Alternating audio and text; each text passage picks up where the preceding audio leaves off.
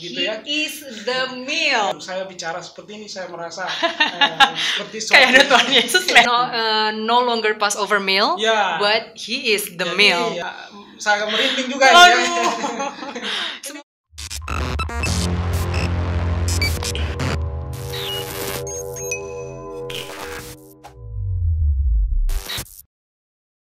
Halo Sobat Matias, ketemu lagi di Matias Speak Up. Gimana episode yang kemarin?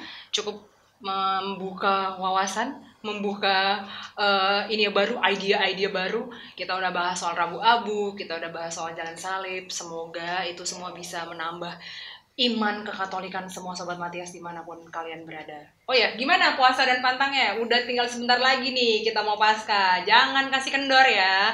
Masih harus semangat, masih harus tetap beriman, masih pokoknya harus sehat selalu menjelang pasca. Nah, untuk episode kali ini, seperti yang semua Sobat Matias sudah tahu, kita ini kan mau menjelang pasca. Kita itu merayakan Trihari Suci.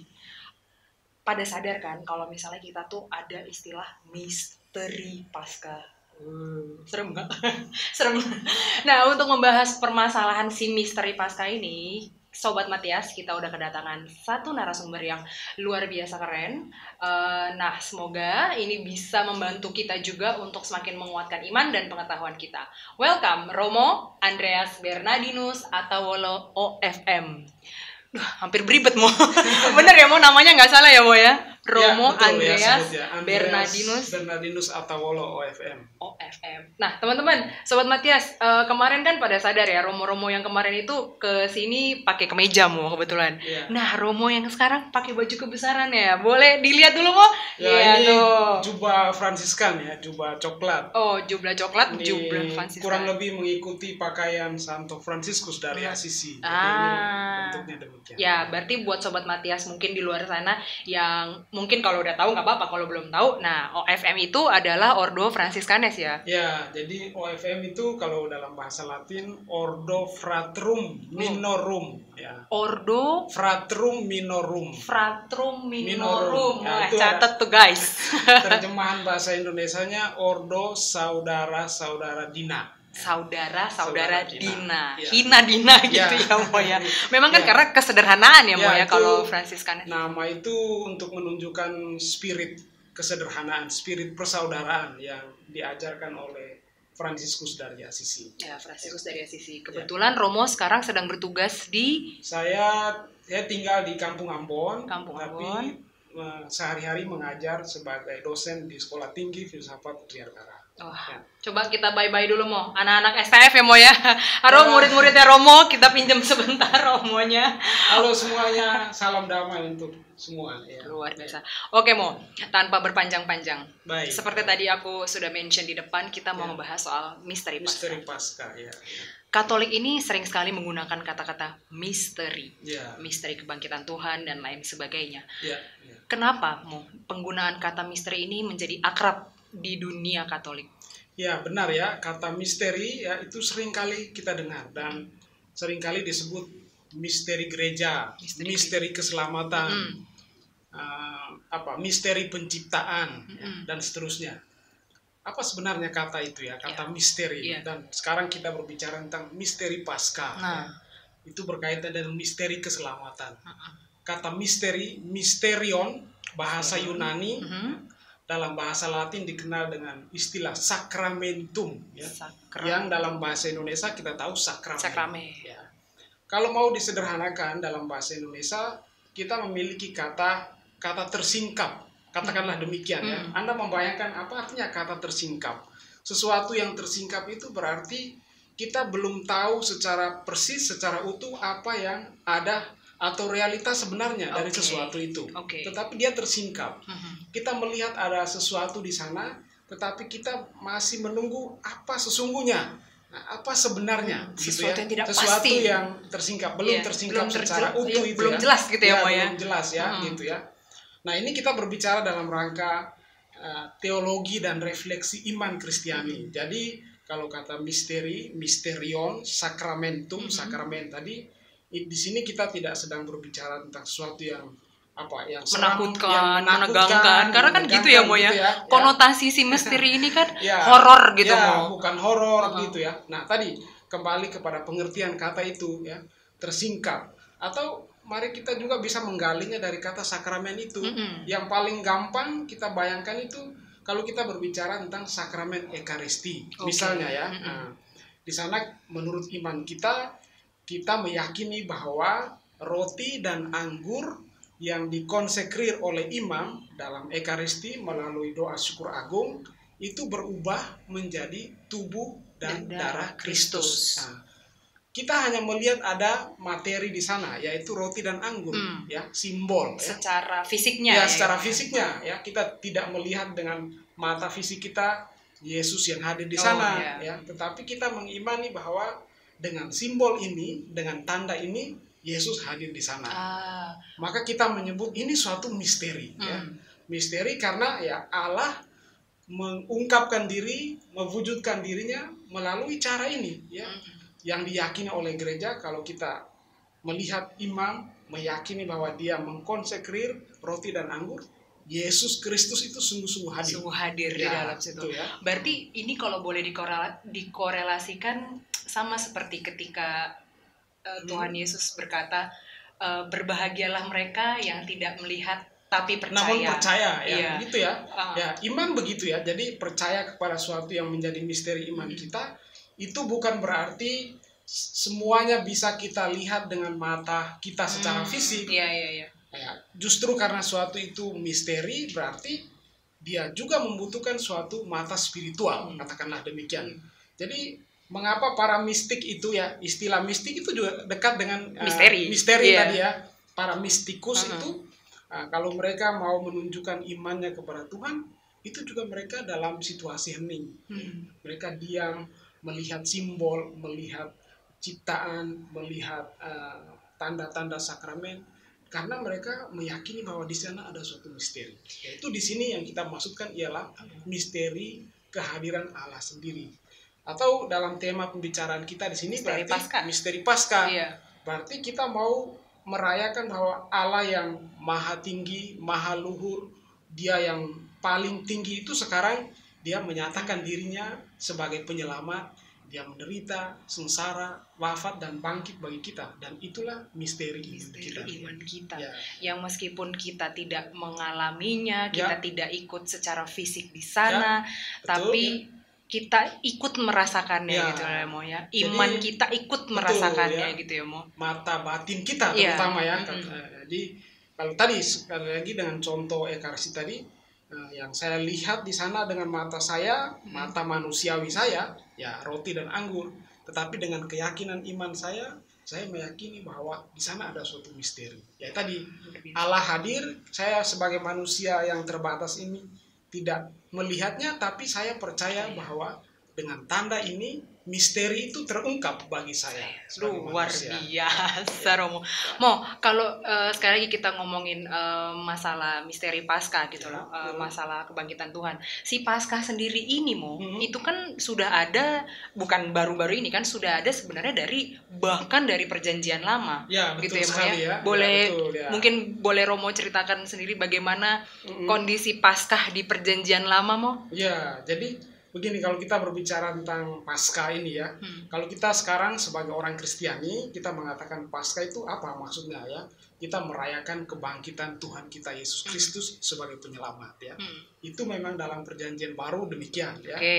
Tapi kalau kita membuka Perjanjian Lama, itu memang kita tahu juga bahwa orang-orang Israel itu juga memiliki tradisi di mana disebut sebagai perayaan Paskah. Jadi Paskah Yahudi ya. Kita ambil setiap contoh sederhana yang paling jelas, misalnya dari kitab Keluaran ya. Kitab suci. Kitab Keluaran berapa Mo? Teman-teman kalau bisa melihat kitab Keluaran itu ya bab 12 ya. Nah, di situ dari perikopnya teman-teman bisa sudah melihat dengan jelas tentang perayaan Paskah ya. Jadi tentang perayaan Paskah itu bagaimana ya? Di sini kita melihat bahwa kita baca saja ya. Misalnya dari bab 12 ayat 1 dan seterusnya ya. Berfirmanlah Tuhan kepada Musa dan Harun di tanah Mesir, bulan inilah akan menjadi permulaan segala bulan bagimu ya. Itu akan menjadi bulan pertama bagimu tiap-tiap tahun. Ini menarik juga disebut sebagai bulan pertama. Jadi sesuatu yang awal. Ini nanti akan berkaitan dengan perayaan Paskah bagi kita sendiri ya. Yang sekarang ini ya, Mo ya. Hari pertama, hari kebangkitan ya. Jadi kita sudah menemukan jejaknya di sini ya. Lalu kemudian bagaimana orang Israel kuno ini merayakan ya si Paskah di saat zaman dulu itu, Mo. Ya. Jadi di sini di ayat 3 ya. Pada tanggal 10 bulan ini diambillah oleh masing-masing seekor anak domba ya. Jadi ada makanan yang dimakan sebagai suatu perayaan, yaitu anak domba ya. Menurut kaum keluarga, seekor anak domba untuk tiap-tiap rumah. Jadi ya yang jelas ada sesuatu yang menjadi materi yang disantap ya, yaitu daging anak domba di sini ya. Dan seterusnya dikatakan ya, tetapi jika rumah tangga itu terlalu kecil jumlahnya untuk mengambil seekor anak domba, maka bersama-sama dengan tetangganya yang dekat ke rumahnya haruslah mengambil seekor menurut jumlah jiwa. Pokoknya yang sesuai dengan jumlah orang lah, katakanlah gitu. Apa yang harus dilakukan ya? Daging anak domba yang jantan, yang masih ya tidak bercela dikatakan, kalau Anda perhatikan ayat berikutnya, tidak bercela, berumur setahun ya. Anak domba itu disembeli, dimakan dengan sayur pahit ya, semuanya dimakan. Dan ada satu ritus lagi yang ditunjukkan di sini, bahwa darah dari anak domba yang disembeli itu dioleskan di pintu ya rumah orang Israel kuno itu. Kenapa? Karena kalau Allah lewat melihat ada darah yang dipercik di pintu itu ya, Allah akan berjalan terus. Apa artinya ya? Lewat ya. Allah ya di sana kan dikatakan kalau tidak ada tanda itu berarti ya Allah mengancam kan ya, ada pembunuhan bagi orang-orang Mesir begitu ya. Sebaliknya kalau Allah melihat tanda itu mereka selamat. Artinya mereka dibebaskan ya. Jadi dengan makan itu ya, kemudian dalam teks yang sama ini juga akan dikatakan bahwa nanti kemudian kamu harus mengulangi perjamuan ini terus menerus ya. Keturunanmu harus melakukannya, turun-temurun dilakukan. Untuk apa? Ya, untuk mengenangkan peristiwa keselamatan yang dilakukan oleh Allah Yahweh kepada orang-orang Israel. Jadi makan Paskah bagi orang Israel maknanya demikian ya. Pembebasan ya, mengenangkan, mengulangi peristiwa itu, mengenangkan pembebasan. Ya. Lalu kita bisa juga menekankan bahwa bentuk pembebasan Allah bagi orang-orang Israel yaitu mereka dibebaskan dari perbudakan Mesir ya. Betul. Ketika mereka diselamatkan, ketika mereka harus menyeberangi laut Teberau ya, Laut Merah ya. Di sana itu juga tanda bahwa Allah menyelamatkan mereka.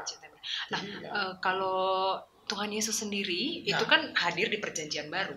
Tapi yang kemudian menggelitik Tuhan Yesus ikut melakukan tradisi Paskah Yahudi nggak sih, Mo? Ya, jadi ini pertanyaan menarik dan penting bagi kita bahwa apa yang dilakukan oleh Yesus dan para muridnya pada waktu perjamuan terakhir ya. Perjamuan terakhir. Ya, jadi ini ada istilahnya juga perlu kita ingat ya, bahwa kalau orang Yahudi mengadakan makan Paskah itu ya Paskah Yahudi. Paskah Yahudi judulnya. Jadi mereka ada makanan anak domba, ada sayur pahit, ada makanan-makanan lain yang dimakan. Tujuannya untuk apa? Ya, untuk mengenang keselamatan Allah, yaitu membebaskan mereka dari perbudakan di Mesir. Ya. Yesus ya pada malam terakhir sebelum ia menderita, ya, dia juga mengadakan suatu perjamuan ya, yang kita sebut sebagai perjamuan terakhir. Ya. Biasanya dalam istilah teknis, perjamuan Paskah Yahudi itu disebut Passover meal. Ya. Passover ya, Passover meal. Catat Passover meal. Passover meal. Jadi itu makanan ya, suatu perjamuan mengenangkan bahwa Allah lewat, Allah melihat tanda ini umat pilihanku. Mereka selamat ya, gitu ya. Kalau yang dilakukan Yesus itu tadi the last supper ya, perjamuan terakhir sebelum dia menderita di salib ya. Jadi nah ini ada suatu perbedaan yang sangat penting ya.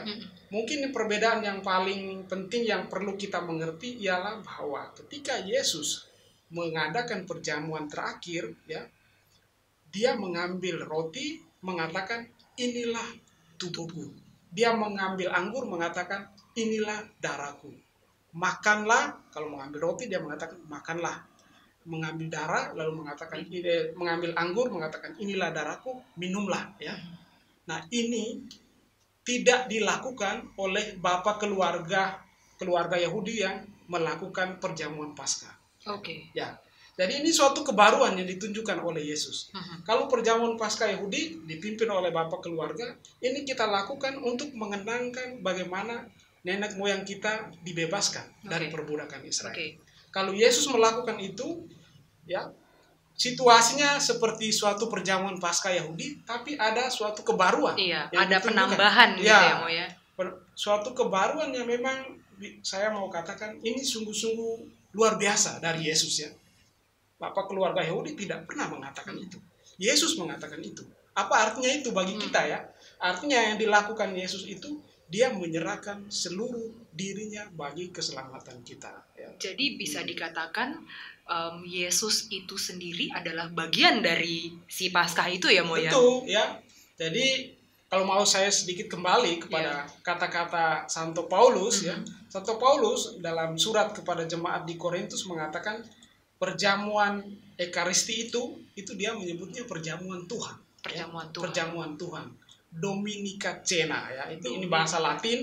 Kita terjemahkan dalam bahasa kita ya perjamuan Tuhan. Apa artinya perjamuan Tuhan ya? Nah, kalau saya mengadakan suatu perjamuan, saya mengatakan ini perjamuan Andreas, katakanlah begitu ya. Nah, saya mengundang Anda semua datang. Ya, mari ikut dalam perjamuan saya. Silakan makan, minum ya. Kalau Yesus ya yang mengadakan suatu perjamuan, ini Dominica Cena, perjamuan Tuhan. Apa artinya itu bagi Paulus ya? Karena Paulus mau menunjukkan bahwa yang mengadakan perjamuan itu Tuhan Yesus sendiri ya. Yang menjadi tuan rumah adalah dia sendiri, dia mengundang kita, dan yang paling penting saudari dan saudara sekalian, siapa yang menjadi perjamuannya?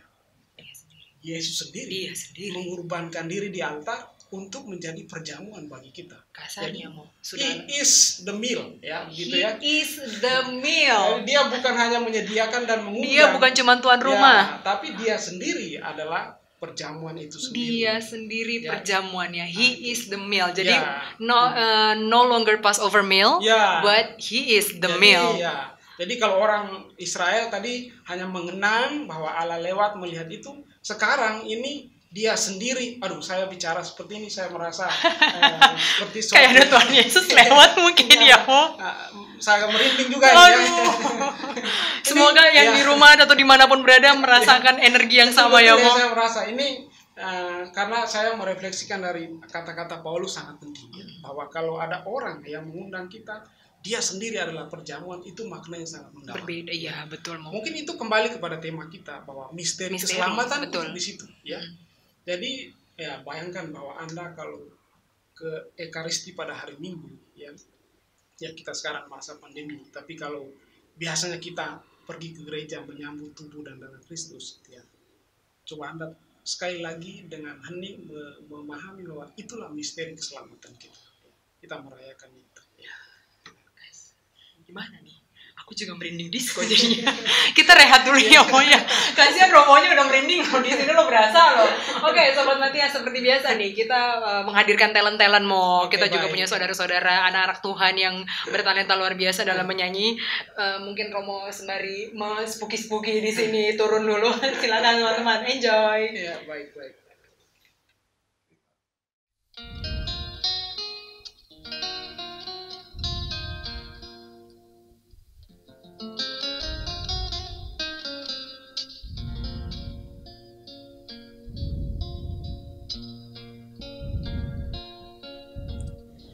Ku pandang wajah yang penuh berdarah, menahan luka yang semakin menganga, karena harus menanggung semua dosa umat manusia.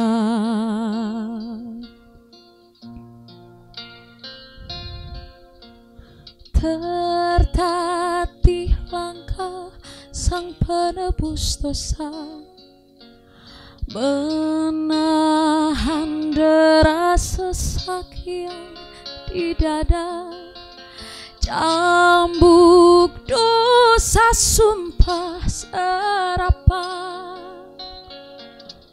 melangkah ke Golgota. Karena kasih-Nya Dia rela terima.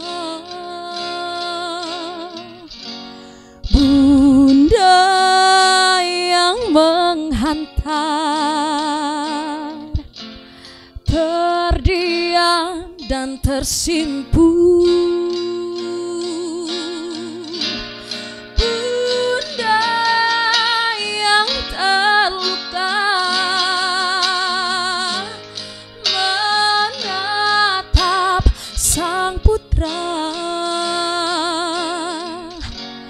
Ibu, inilah anakku, sabda putra tercinta.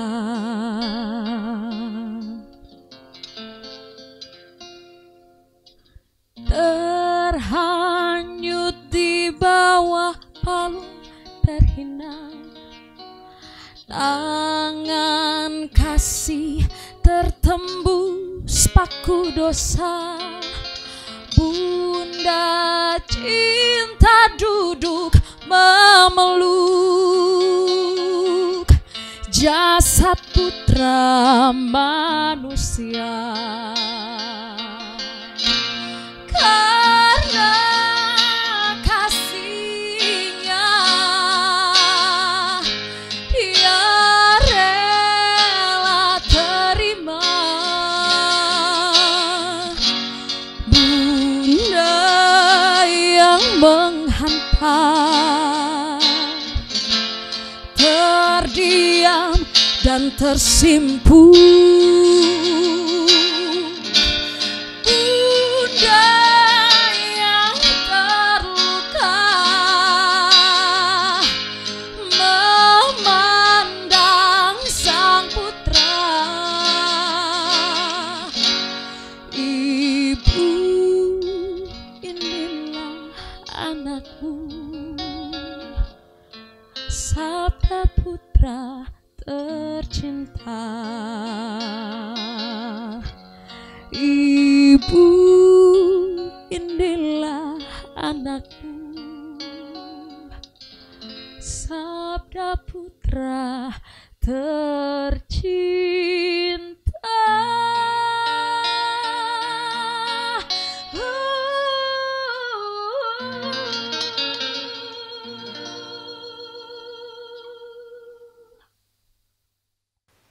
Halo, welcome back. Tadi mungkin sebelum break ada yang spooky-spooky, nggak ada kok guys. Tapi Romo mungkin merasakan ada Tuhan Yesus hadir, ya kan? Itu biasa tahu di kita ya Mo ya. Oke Mo, sekarang kita kembali lagi nih ke laptop kasarnya ya. Kita kembali lagi ngebahas, tadi kan kita sempat ngebahas soal misteri Paskah di Perjanjian Lama yang kemudian digenapi di Perjanjian Baru ya, oleh Tuhan Yesus gitu ya Mo ya. Nah, kalau misteri Paskah di Perjanjian Lama dan kemudian ada di Perjanjian Baru, bangsa Yahudi yang mengakui Yesus itu merayakan misteri Paskahnya sama seperti kita sekarang nggak Mo? Ya, jadi memang pada tahap katakanlah pasca Injil ya. Pasca Injil. Pasca Injil itu maksudnya suatu tahap setelah penyebaran Injil. Orang selesai, para penulis Injil sudah menulis ya. Kemudian Injil sudah dikenal. Ada juga jemaat-jemaat yang hidup katakanlah di akhir-akhir abad pertama ya, katakanlah begitu ya. Mereka juga orang-orang Yahudi yang mulai mengenal pewartaan para rasul, para murid, mengerti tentang siapa itu Yesus ya. Mereka membentuk komunitas, komunitas kecil di mana memang mereka masih punya latar belakang kebudayaan Yahudi, tetapi sudah mulai mengenal Tuhan Yesus ini, mengenal Yesus. Jadi sudah ada nilai kekristenan. Jadi semacam suatu peralihan lah antara budaya mereka sendiri ke kekristenan. Ya.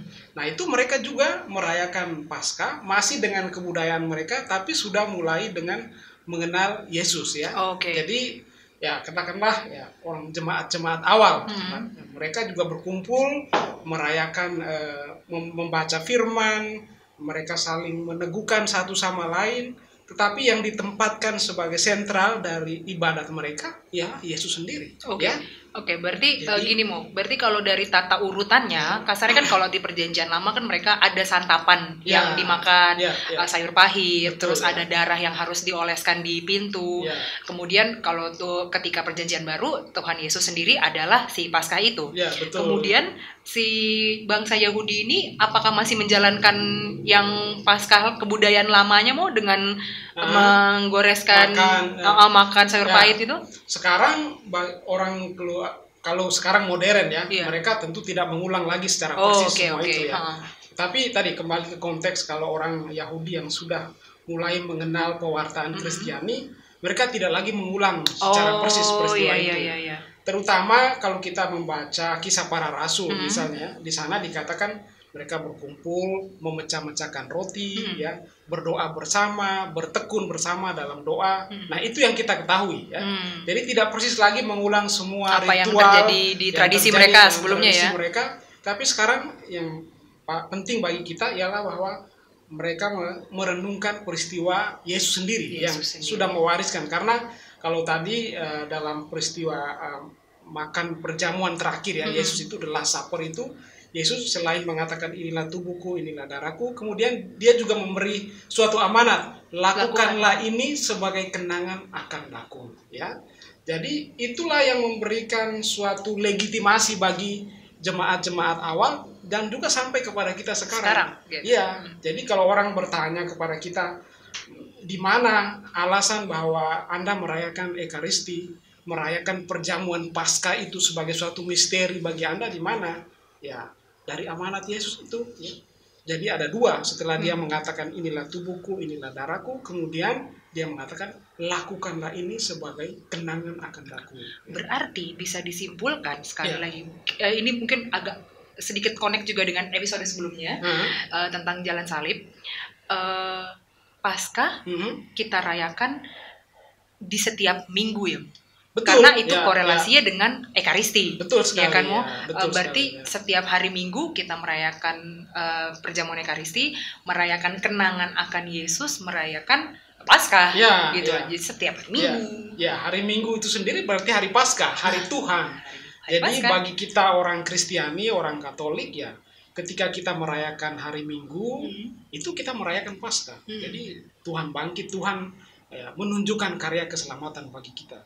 Jadi bukan hanya pada perayaan Paskah itu sendiri pada masa khusus sekarang. Lagi-lagi nih Tapi ditekankan. setiap kali kita merayakan Ekaristi, itu kita merayakan hari Tuhan. Hari Minggu ya maksud saya, hari Paskah di situ. Oke. Mo, misteri Paskah ini kan menghantarkan kita untuk menuju ke hari Paskah. Ya. Nah, menuju si Paskah ini kan kita merayakan, kalau kita istilahnya Trihari Suci ya, Mo ya. Ya, Kamis Putih, Jumat Agung, Sabtu malam Paskah itu ya. Oke. Ya. Oh, berarti si Minggu Paskahnya nggak dihitung, Mo? Ya. Trihari Suci itu apa aja sih, Mo? Takutnya nanti beda-beda pengertian nih, Mo. Jadi Trihari Suci yang dimaksudkan itu Kamis Putih, Kamis Putih, Jumat Agung, Ya, lalu Paskah itu sendiri, hari Sabtu Paskah itu dihitung mulai malam Paskah sampai besok paginya. Jadi gitu si ya. Sabtu, kalau kita istilahnya Sabtu Suci ya. Iya, Sabtu Suci. Sabtu Suci dan Minggu Paskah ini Ya. satu paket. Satu rangkaian lah, iya, katakanlah iya. begitu ya. Jadi Kamis Putih, Jumat Agung, dan si Paskah itu sendiri yang mencakup Sabtu dan Minggu. Ya, malam Vigili Paskah itu kemudian paginya ya, misa pagi. Malam Vigili Paskah. Ya, Karena sebenarnya correct me if I'm wrong ya, Mo ya. Tuhan Yesus itu perjamuan terakhir itu kan malam perjamuan terakhir tuh malam Kamis ya, Kamis malam. Kita mengenangkan ya. Kemudian mulai diaraknya kasarnya itu kan Jumat pagi gitu ya, Mo ya. Jumat pagi terus sampai siang hari Tuhan Yesus wafat di Golgota. Terus bangkitnya itu sendiri ada sejarahnya atau ini nggak sih, Mo, informasi yang bisa kita dapat jam berapa sih sebenarnya Tuhan Yesus tuh bangkit? Iya. Karena dari Sabtu ke Minggu nih. Iya, jadi kan kalau ditanya misalnya jam persisnya, pasti kita tidak bisa menjawab berdasarkan kitab suci. Ya. Tetapi di dalam kitab suci dikatakan misalnya wanita-wanita itu pergi pagi-pagi ya. Berarti pagi-pagi itu yang kita maksudkan itu hari Minggu ya, hari Minggu pagi ya. Jadi pagi-pagi mereka pergi ke kubur, di sana berjumpa dengan malaikat, di sana mewartakan bahwa Yesus sudah bangkit. Kamu mencari siapa? Dia sudah bangkit. Ya. Jadi artinya ada suatu peralihan antara malam kita merayakan Paskah itu terang yang menerangi kegelapan ya, itu berarti keselamatan. Dan besok paginya kita merayakan hari Minggunya itu ya, antara malam dan hari baru itu ya Yesus bangkit gitu ya. Berarti sebenarnya Sabtu dan Minggu harus gereja ya Mo ya. Ya jelas ya. Cuman kadang-kadang ada yang Sabtu doang, terus Minggunya udah cari telur Paskah, lupa deh ke gerejanya. Nah, harusnya ya itu juga, ini kesempatan bagi kita juga untuk memahami sekali lagi bersama bahwa malam Paskah itu memang meriah ya. Karena kita semua merayakan ini malam kebangkitan katakan gitu ya. Tapi ini tidak bisa dipisahkan bahwa besok hari Minggu tekanan bahwa ini misah pagi hari di mana kita mendengarkan Injil tentang para wanita yang melihat ya, kebangkitan, melihat penampakan malaikat yang mengatakan Yesus sudah bangkit. Jadi dua-duanya penting gitu. Jadi misa Trihari Suci harus 4 hari. Kamis Putih, Jumat Agung, Sabtu Suci, Minggu Paskah. Ini kalau misalnya ada yang bolong gimana Mo? Dosa nggak sih Mo? Tidak, artinya begini, itu suatu rangkaian ya, yang utuh gitu ya. Jadi memang sangat baik kalau kita itu dalam situasi sehat, tidak ada kendala untuk ke gereja. Betapa baiknya kalau kita merayakan itu sebagai suatu rangkaian, satu kesatuan. Ya. Tapi kalau misalnya kecuali kalau orang sakit sulit sekali ke gereja, orang sudah sepuh dan seterusnya, itu suatu situasi khusus ya. Force major ya Mo ya. Jadi kalau kita yang sehat walafiat ya, jangan membuat alasan untuk menghindari salah satu dari rangkaian itu adalah suatu kesatuan ya. Jadi yang harus kita rayakan. Mo, ini karena kita ngomongin soal hari, ini aku tiba-tiba teringat. Mo, kalau si Natal itu kan ya, Mo, dia mau dari aku masih bayi, pokoknya mau dari ujung dunia mana, 25 Desember is Christmas. 25 Desember adalah hari Natal. Tapi kok Paskah tanggalnya ganti-ganti Mo? Itu kenapa sih Mo? Paskah tadi mungkin kembali kepada istilah atau inti perayaan Paskah itu ya, bahwa itu hari Minggu, hari Tuhan, berarti hari kebangkitan, hari keselamatan bagi kita. Maka memang tradisi gereja, nah ini memang ada macam-macam pandangan. Tapi untuk gereja Katolik Roma, yang penting adalah hari Minggu, ya. Waktu yang kira-kira katakanlah yang dalam tanda petik persis, yaitu bahwa antara akhir Maret sampai akhir April. Gitu ya. Di 2 bulan itu ya. Di antara itu biasanya kalau kita melihat penanggalan liturgi kita berkisar ya, sekitar waktu itu. Tidak persis karena dia berbeda dengan Natal yang dikatakan tanggal 25 Desember. Kalau Paskah yang penting jatuh pada hari Minggu antara waktu tadi yang saya katakan. Jadi kenapa kalau Paskah dia ada tanggal paten, kalau si Paskah dia nggak ada tanggal paten?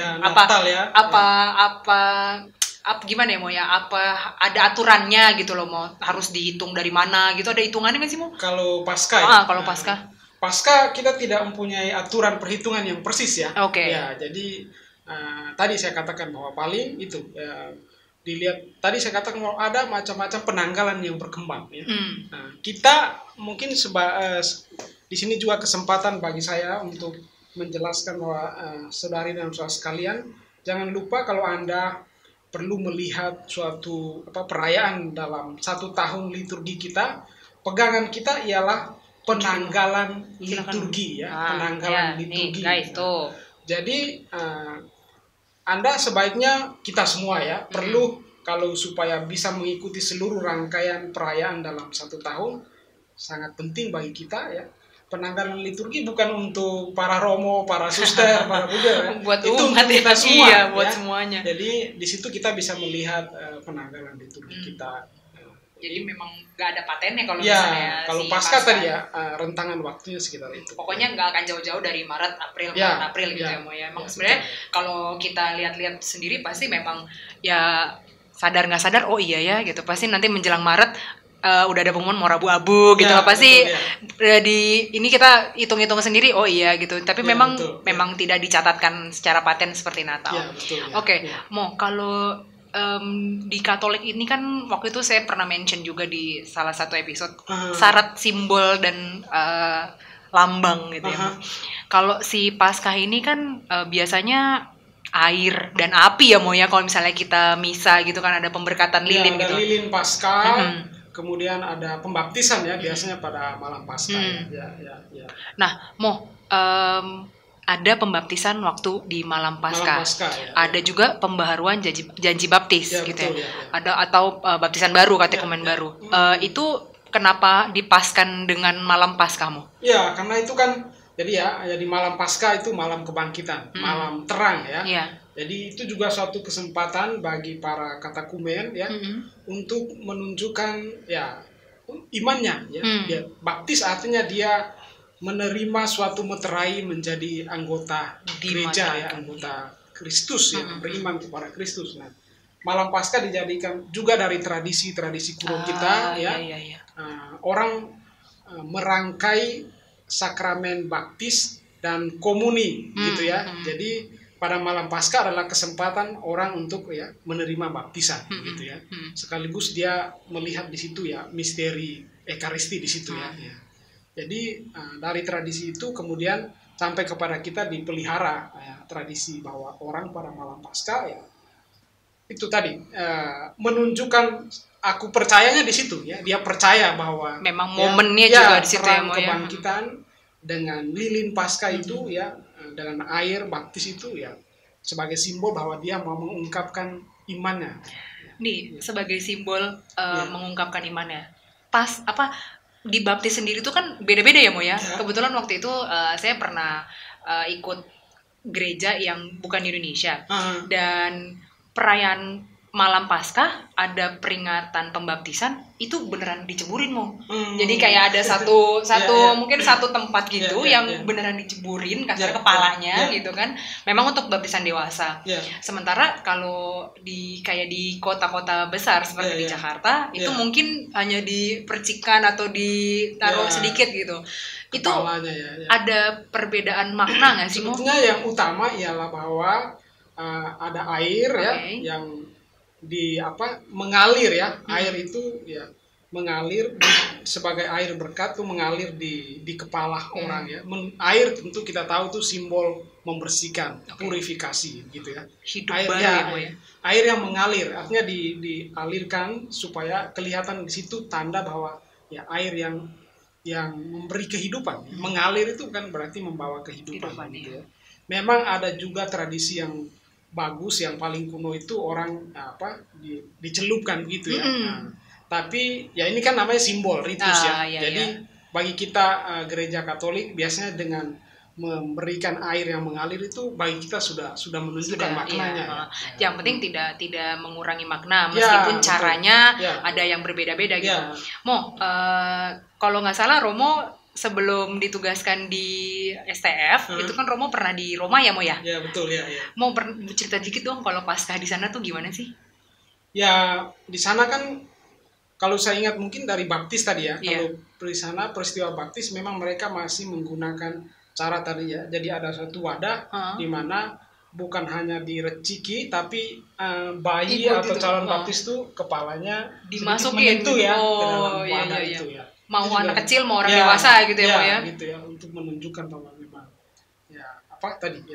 tradisi untuk menunjukkan bahwa dia sungguh-sungguh dibersihkan itu ya, dicelupkan lahir baru istilahnya demikian. Kehidupan baru gitu ya. Tapi bagi mereka-mereka yang tidak dibaptis di malam Paskah tidak mengurangi makna dong ya Mo ya. Tentu ya. Jadi kalau ada kesempatan di mana orang pada malam Paskah siap untuk menjadi baptisan baru itu bagus. Tapi kan kita tahu bahwa di mana-mana di paroki tergantung ya pastornya merencanakan suatu kesempatan untuk baptisan bayi atau baptisan dewasa tidak selalu pada malam Paskah. Iya, ya. jadi memang disesuaikan dengan kondisi aja ya. Tidak mengurangi maknanya juga. Ya. Tapi kebetulan yang waktu saya tadi cerita di gereja yang di luar Indonesia, 1 tahun sekali aja memang di malam Paskah itu saja, jadinya misanya 4 jam. karena ada banyak baptisan baru ya. Semua yang dibaptis tahun itu dikumpulin di tahun itu. Ya menarik aja sih gitu lah. Jadi kita lebih bermakna juga ngelihat saudara-saudara yang baptisan baru. Oke, kita sekarang udah masuk tahun kedua ya mengalami pandemi COVID-19 ini ya. Kalau dari Romo sendiri boleh menyampaikan pesan-pesan atau mungkin apa yang boleh kami imani sebagai umat Kristiani merayakan dan mempersiapkan hati kami dalam menyambut Paskah di rumahmu? Ya.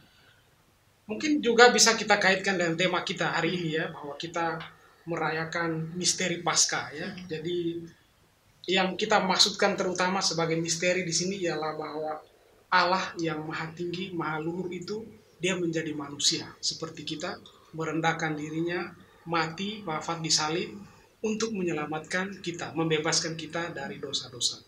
Nah sekarang kalau di saat pandemi ini kita dengan diminta untuk tinggal di rumah, bekerja di rumah, dan kita sangat menjaga kesehatan kita. Apa yang kita sadari? Ya, kita sebagai manusia, kita ini orang yang rapuh, ya manusia ya. Kita adalah makhluk yang lemah, ya. Maka kita merasa bahwa kita memang mengandalkan orang lain. Ya, kita butuh sesama di sekitar kita, keluarga yang membantu kita. Ya. Artinya dari sudut iman, kita tidak bisa hanya mengandalkan diri kita sendiri. Ya. Kita juga harus mengandalkan Tuhan sebagai pelindung. Ya. Kita menyebut Dia sebagai penyelamat kita. Ya.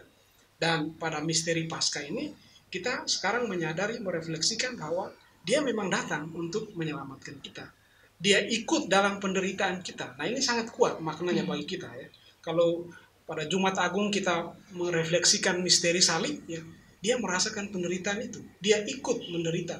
Kalau Anda menderita, sakit, merasa ada kekurangan dalam kehidupan, dan ada sahabat atau keluarga yang ikut merasakan penderitaan Anda, kan Anda dikuatkan. Anda mempunyai harapan. Betul. Anda tidak putus asa. Dan itulah Yesus sebagai penyelamat di situ, ya, bahwa Dia menjadi teman seperjalanan kita dalam situasi-situasi sulit. Ya.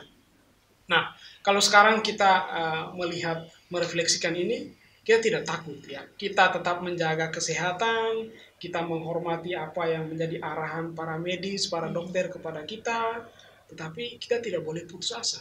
Ya. Kita tahu bahwa makna hidup kita itu kita tempatkan pada Yesus sebagai andalan kita. Ya. Kayaknya udah diborong sama Romo semua conclusion-nya. Jadi mungkin kalau boleh tetap aku tambahkan sedikit, mengkolek semua yang dari Romo sudah ucapkan dari awal tadi kita, ya bahwa kita pun sebagai manusia biasa ya Mo ya, aku merefleksikan ke diriku sendiri lah gitu.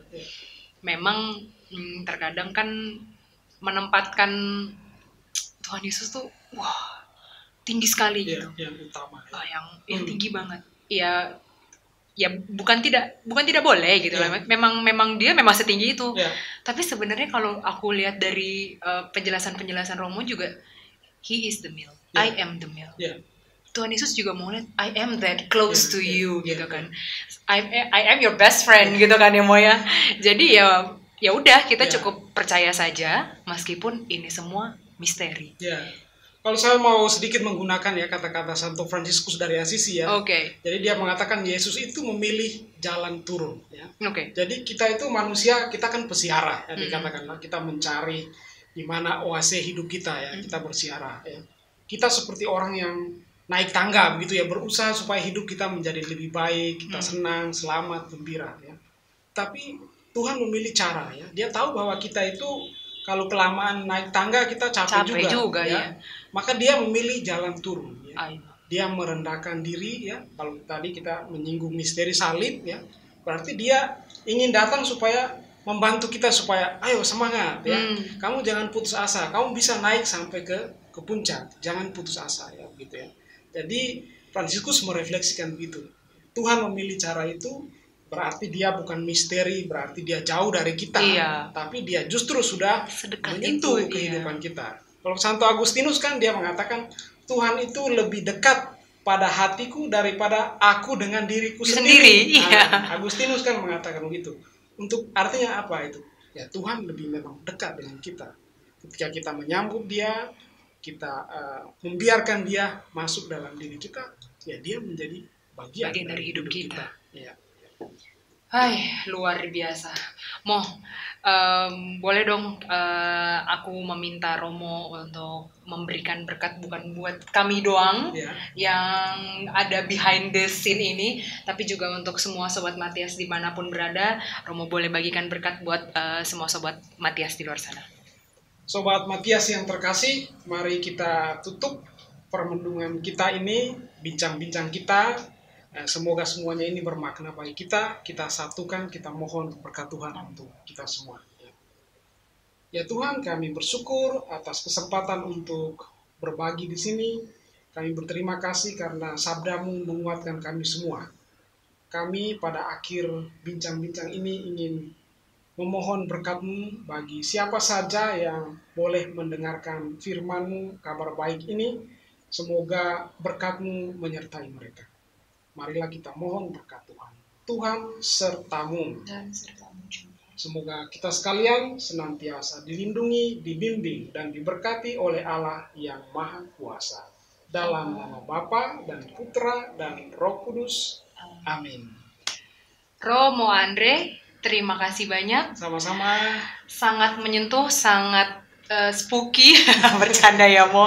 Pokoknya Romo terima kasih karena sudah menguatkan bukan cuman saya pribadi, tapi semoga Sobat Matias dimanapun berada pun dikuatkan imannya, jadinya tambah sehat juga mungkin yang sakit, yang masih bekerja, masih mencari kehidupan, semuanya pokoknya semangat.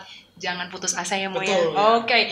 Sobat Matias, terima kasih sudah bersama-sama dengan kami. Kita nanti ketemu lagi di episode-episode berikutnya. Tetap follow kita, jangan lupa like, comment, dan subscribe. See you. Bye-bye. Salam sehat semua. Salam kasih. Yay. Thank you Mo.